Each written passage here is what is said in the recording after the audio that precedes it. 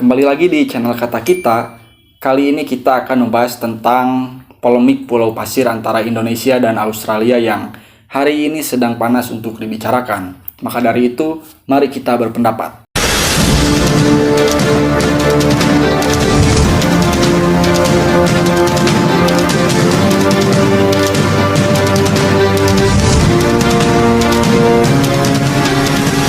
Sebelum kita masuk terlalu dalam mengenai polemik pulau pasir antara Indonesia dan Australia ini, alangkah lebih baiknya kita membicarakan terlebih dahulu mengenai sejarah atau asal muasal dari pulau pasir ini, sehingga duduk perkaranya jelas untuk kita kupas gitu. Nah, pulau pasir ini sendiri ditemukan oleh Samuel Ashmore pada 11 Juni tahun 1811. Awalnya pulau pasir ini diberi nama Hibernia Reef sesuai dengan nama kapal yang digunakan oleh Samuel Ashmore ketika menemukan pulau pasir ini. Kemudian kita agak loncat cukup jauh karena kita membicarakan poin-poin sejarah yang memang penting dan berhubungan dengan duduk perkara mengenai pulau pasir gitu. Kita lanjut ke tahun 1878. Inggris pada akhirnya itu menganeksasi pulau pasir dan menyerahkan bisa dikatakan sebagai hak asuh lah kepada Australia, karena pada waktu itu Inggris menganeksasi pulau pasir sekaligus memanfaatkan pulau ini sebagai tempat pertambangan fosfat. Fosfat ini semacam asam fosfor yang bisa digunakan dalam memproduksi pupuk dan lain sebagainya lah. Itu bisa kawan-kawan cari mengenai hal itu gitu. Kemudian hak asuh itu diberikan kepada Australia oleh Inggris karena mengingat bahwa Australia ini merupakan negara jajahan atau negara koloni daripada Inggris itu sendiri, dan itu diserahkan pada tahun 1942. Nah, kemudian pada tahun 1974 dibuat nota kesepemahaman atau lebih familiar dikenal dengan MOU antara Australia dan Indonesia untuk menyelesaikan persoalan nelayan lokal NTT pada waktu itu. Nah, kemudian pada tahun 76 ini menjadi polemik yang cukup besar ketika Australia mengklaim kedudukan pulau pasir sebagai bagian daripadanya gitu.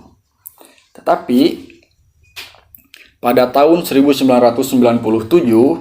Indonesia dan Australia bertemu kembali untuk menetapkan wilayah administrasi laut dua negara antara Indonesia dan Australia. Australia memiliki hasil daripada kesepakatan itu, Australia memiliki 12 mil di sekitar pulau pasir. Nah, nota kesepakatan 12 mil jarak dari pulau pasir ke Australia itu 12 mil, itu hak untuk Australia. Tapi kita juga perlu mengingat bahwa saya anggap ini sebagai sebuah kecolongan bagi Indonesia gitu. Kenapa pada tahun 76 Australia itu kembali mengklaim mengenai kedudukan pulau pasir? Karena pada nota kesepemahaman yang disepakati pada tahun 1974, Indonesia secara tidak langsung menyerahkan pulau pasir ke Australia untuk membantu kepentingan konservasi. Nah, dengan alasan penyerahan konservasi itulah sehingga Australia memiliki keleluasaan untuk mengotak-ngatik keberadaan pulau pasir dengan Australia. Dan pada akhirnya tahun 76 pecah mengenai claiming Australia dan menjadi polemik gitu. Itu poin-poin sejarah yang bisa dijadikan sebagai dasar historis gitu ketika kita membicarakan pulau pasir gitu. Lalu bagaimana sikap pemerintah Indonesia dalam menyikapi polemik ini yang memang kembali mencuat hari ini gitu. Padahal Pulau Pasir ini mempunyai sejarah yang panjang antara Indonesia dan Australia. Tetapi ini kembali menjadi perbincangan yang cukup hangat di kalangan masyarakat ataupun kalangan pemerintah antara Indonesia dengan Australia. Hal tersebut direspon oleh Direktur Jenderal Asia Pasifik dan Afrika Kementerian Luar Negeri Republik Indonesia Bapak Abdul Qadir Jailani yang menyatakan bahwa Pulau Pasir itu adalah milik Australia dan Indonesia itu tidak pernah mengklaim bahwa Indonesia memiliki Pulau Pasir gitu. Dasarnya adalah ada dalam hukum internasional yang asasnya berbunyi Iuti Possidetis Juris, atau dikenal dengan bahwa batas-batas negara yang baru merdeka itu mengikuti batas-batas penjajahannya. Jadi ketika Belanda itu, misalkan ya, Belanda itu hanya menjajah dari Sabang sampai Merauke, maka wilayah Indonesia itu hanya dari Sabang sampai Merauke.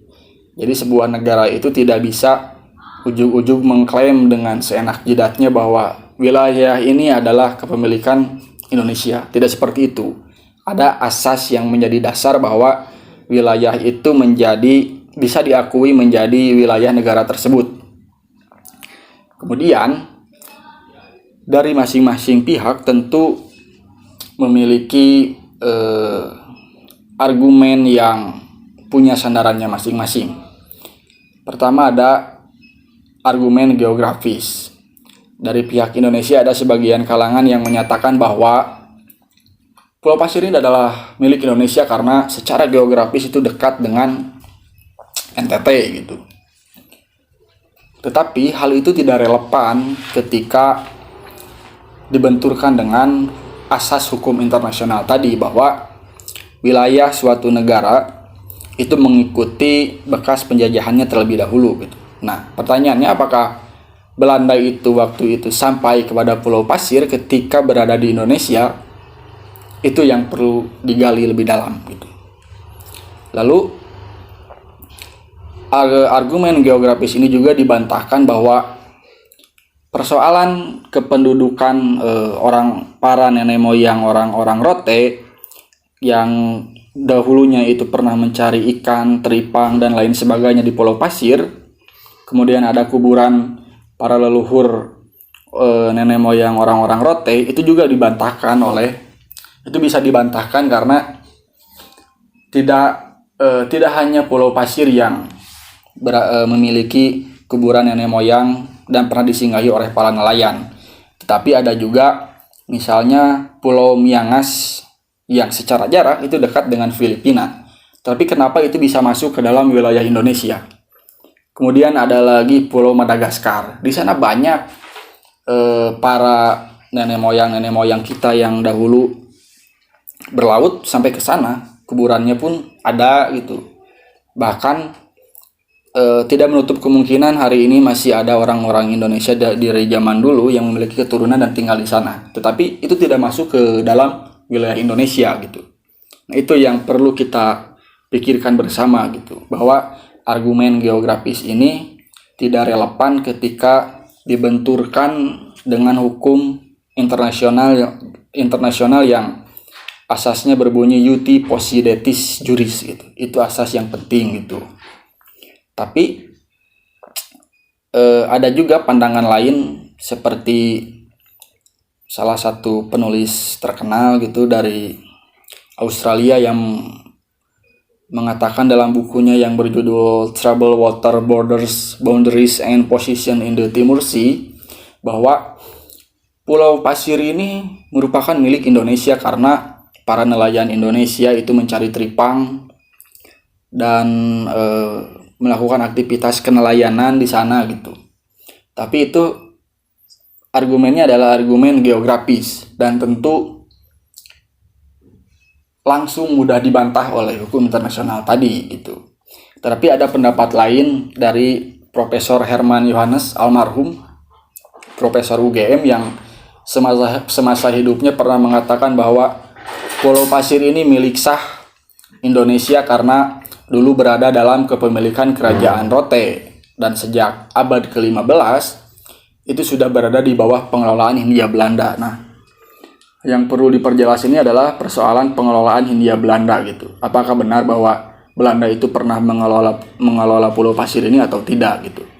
Atau memang secara sejarah dulu Kerajaan Rote itu pernah menjadi Pulau Pasir ini pernah menjadi bagian dari Kerajaan Rote atau tidak? Nah, itu yang perlu diperjelas gitu. Karena untuk mengklaim sebuah kepemilikan wilayah itu tidak bisa ujug-ujug kita mengklaim bahwa ini adalah wilayah Indonesia, karena ada prinsip Estofel yang harus dijunjung tinggi gitu. Agar prinsip Estofel itu untuk mencegah bahwa claiming itu tidak bisa dilakukan secara ujug-ujug atau tanpa dasar gitu. Nah, kemudian kasus ini diseret karena ada eskalasi geopolitik yang sedang memanas gitu, bahwa Indonesia akan perang dengan Australia gitu. Hanya karena dengan kasus ini gitu. Itu tentu hanya bisa dijawab oleh waktu, dan saya pikir penyelesaian diplomatik antara Indonesia dan Australia tentu bisa dilakukan dengan secara tenang dan damai dalam menyikapi persoalan ini. Tetapi tentu Australia pun cukup ngotot, tidak hanya dasar bahwa Australia adalah negara koloni Inggris, kemudian Australia ngotot untuk mengklaim Pulau Pasir berada di wilayah kepemilikannya. Pasti ada sebab musabab di Pulau Pasir itu yang sehingga Australia tertarik untuk mengklaimnya. Dan ternyata ketika Australia menandatangani MOU yang dilakukan pada tahun 74, kemudian Australia kembali mengklaim pada tahun 76, Australia langsung menggandeng kontraktor nasionalnya yang bernama Woodside untuk melakukan penelitian tentang potensi-potensi alam yang ada di dalamnya. Konon katanya Pulau Pasir ini memiliki kandungan gas bumi dan minyak yang diperkirakan mencapai 5 juta barel. Tentu itu angka yang cukup tinggi ya. Sumber daya alam yang dimiliki oleh Pulau Pasir itu sendiri.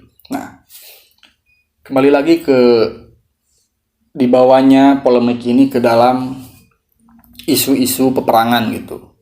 Apalagi kita cukup dikejutkan oleh sebuah ramalan yang dicetuskan oleh Nostradamus bahwa Indonesia akan berperang dengan Australia pada tahun 2037. Tentu ramalan ini masih jauh untuk dibuktikan waktunya, dan kita agak cukup sulit untuk memprediksi sekitar 15 tahun lagi apakah ini akan berperang atau tidak. Tetapi yang lebih mengagetkan lagi bahwa ramalan Nostradamus ini kebanyakan ada benarnya gitu. Kemarin ramalan tentang kematian Ratu Elizabeth itu terbukti benar gitu, tapi kita tidak bisa menyimpulkan hari ini bahwa apakah ramalan Nostradamus ini akan benar terjadi atau tidak gitu. Tetapi yang jelas bahwa konflik Australia dan Indonesia ini akan menjadi konflik ketika arus geopolitik yang sudah terbangun pada hari ini menyeret Indonesia dan Australia untuk masuk ke dalamnya.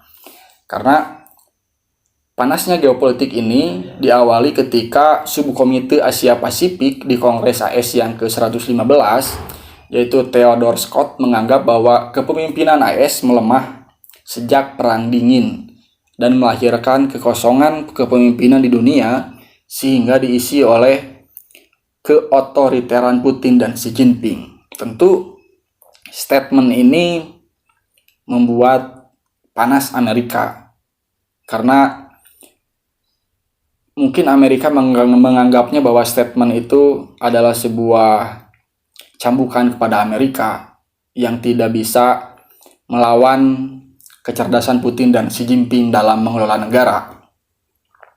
Padahal Rusia dan China atau dengan Tiongkok, ketika Amerika merasa kuat, di sisi lain Rusia dan Tiongkok pun adalah negara kuat gitu. Tanpa ada kekosongan pemimpin di Amerika, mereka sudah kuat gitu. Artinya ketika proses dinamika geopolitik itu dimulai ketika subkomite Asia Pasifik itu, maka langsung membentuk sebuah peta politik dunia gitu. Bahwa kita ketahui bahwa musuh AS itu tidak hanya Rusia dan tidak hanya Tiongkok, tapi ada Korut, Iran, dan negara-negara konflik Timur Tengah lainnya gitu. Lalu yang lebih panas lagi adalah ketika kunjungan Nancy Pelosi ke Taiwan yang membuat Cina marah gitu, sehingga strategi Tiongkok di Laut Cina Selatan itu bisa memantik sebuah perang yang besar gitu. Itu sebagai akibat daripada respon Amerika yang cukup berani datang ke Taiwan melalui Nancy Pelosi gitu. Kemudian ulah AS itu tidak hanya berada di Asia Pasifik, tapi kita juga mengenal bahwa konflik yang panjang yang terjadi di Timur Tengah itu adalah intervensi daripada Amerika Serikat. Jadi Amerika Serikat ini cukup ganas dalam bermain, dalam memporak-porandakan keadaan peta politik di dunia. Nah, lalu ada isu bahwa ketika Indonesia berperang dengan Australia, maka Rusia akan yang menjadi garda paling depan dalam membantu Indonesia.